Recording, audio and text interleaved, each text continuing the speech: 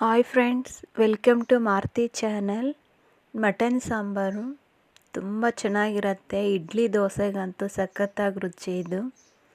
Mutton ಕೂಡ ಕರೆಕ್ಟಾಗಿ ಬೆಂದಿದೆ ನೋಡಿ.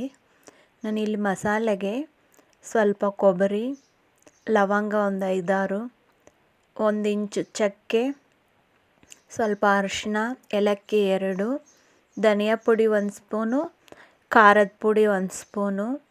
ನೋಡಿ, ಬೆಳ್ಳುಳ್ಳಿ ಕರೆಕ್ಟಾಗಿ 1 ಹಿಡಿ ತಗೊಂಡಿದ್ದೀನಿ. ಇದರಲ್ಲಿ ಅರ್ಧ ಶುಂಠಿ ತಗೊಂಡಿರೋದು. ಬೆಳ್ಳುಳ್ಳಿ ಎಷ್ಟು ತಗೊತೀವೋ ಅದರಲ್ಲಿ ಅರ್ಧ ಶುಂಠಿ ತಗೊಳ್ಳೋದು. 1 ಸ್ಪೂನ್ ಹುರ್ಗಡ್ಲೆ, ಸ್ವಲ್ಪ ಕೊತ್ತಂಬರಿ, 1 ಮೀಡಿಯಮ್ ಸೈಜ್ ಈರುಳ್ಳಿ ಕಟ್ ಮಾಡಿ ಹಾಕಿರೋದು. ಸ್ವಲ್ಪ ನೀರು ಹಾಕ್ಕೊಂಡು ನುಣ್ಣಗೆ ರುಬ್ಕೊಳ್ಳೋದು. ಕುಕ್ಕರಲ್ಲಿ ಎಣ್ಣೆ ಹಾಕಿ, ಎಣ್ಣೆ ಬಿಸಿ ಆದಮೇಲೆ ನಾನು ದೊಡ್ಡದು 2 ಈರುಳ್ಳಿ ಕಟ್ ಮಾಡಿ ಹಾಕಿದ್ದೀನಿ. ಈರುಳ್ಳಿ ಕೆಂಪಗಾದಮೇಲೆ ನಾನಿಲ್ಲಿ 1 kg ಮಟನ್ ತಗೊಂಡಿದ್ದೀನಿ. ಇದನ್ನು ಚೆನ್ನಾಗಿ ಉಪ್ಪು ಅರಿಶಿನ ಹಾಕಿ ಕ್ಲೀನ್ ಮಾಡಿಕೊಂಡು, ಒಂಚೂರು ನೀರು ಇರಬಾರ್ದು. ಮಟನ್ ಹಾಕಿ 1-2 ನಿಮಿಷ ಎಣ್ಣೆಯಲ್ಲೇ ಫ್ರೈ ಮಾಡ್ಕೊಂಡ್ಮೇಲೆ ಅರಿಶಿನ, ಉಪ್ಪು, ಸ್ವಲ್ಪ ಖಾರದ ಪುಡಿ, 1 ಚಿಕ್ಕದು ಟೊಮೊಟೊ ಹಾಕ್ಕೊಂಡಿರೋದು.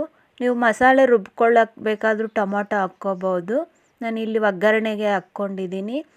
ಮಟನ್ ಚೆನ್ನಾಗಿ ಎಣ್ಣೆಯಲ್ಲೇ ಫ್ರೈ ಮಾಡಿಕೊಂಡು, ಚೆನ್ನಾಗಿ ಒಂಚೂರು ನೀರು ಇರಬಾರ್ದು. ಚೆನ್ನಾಗಿ ಫ್ರೈ ಆದಮೇಲೆ ನಾವು ರುಬ್ಬಿರೋ ಮಸಾಲೆ ಹಾಕಿ, ನಮ್ಗೆ ಬೇಕಾಗಿರೋ ಅದಕ್ಕೆ ನೀರು ಹಾಕ್ಕೊಂಡು ಉಪ್ಪು ಹಾಕಿ ಚೆನ್ನಾಗಿ ಮಿಕ್ಸ್ ಮಾಡಿ. ನಂದಿಲ್ಲಿ ಮಟನ್ನು ಮೀಡಿಯಮ್, ಎಳೆದು ಅಲ್ಲ ಬಲ್ತಿರೋದು ಅಲ್ಲ, ನಾನು ಕರೆಕ್ಟಾಗಿ 5 ವಿಷಲ್ ಹಾಕ್ಸಿದ್ದೀನಿ. ನೋಡಿ, ಚೆನ್ನಾಗಿ ಬೆಂದಿದೆ ಮಟನ್ನು. ದೋಸೆ ಇಡ್ಲಿಗಂತೂ ಸಖತ್ತಾಗಿರುತ್ತೆ. ಈ ರೆಸಿಪಿ ಇಷ್ಟ ಆಯಿತು ಅಂದ್ಕೊತೀನಿ.